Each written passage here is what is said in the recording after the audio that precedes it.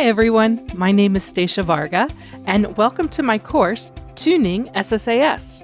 I'm a consultant and author at Data Inspirations, helping people like you learn how to use, build, and maintain multidimensional or tabular models. Now, we build models in SQL Server Analysis Services, SSAS for short, whether we're building multidimensional models or tabular models or both. And our goal is to enable people to analyze data quickly. But sometimes that experience can be a real drag.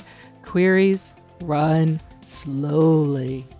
Oh no, what's going on? In this course, we're going to explore the reasons why your models might not behave the way that you intend and what you can do about it. Some of the major topics that we're going to cover include what's happening behind the scenes on the server during query execution. And that's going to help you know whether the slowdown is caused in the query itself or in the model. And you'll see what steps you can take to fix bottlenecks and how to measure the effect of the changes that you make. By the end of this course, you'll have a toolkit ready to use that will help you diagnose slow queries, and you'll have an action plan to implement once you know where the source of the problem lies. Before beginning this course, you should be familiar with developing analysis services, either multidimensional or tabular models, or both. And you should have a basic understanding of the respective query languages, MDX for multidimensional models and DAX for tabular models. And you can certainly find courses here at Pluralsight to help you learn more on these topics. I hope you'll join me on this journey to learn how to conquer your slow query blues with the Tuning SSAS course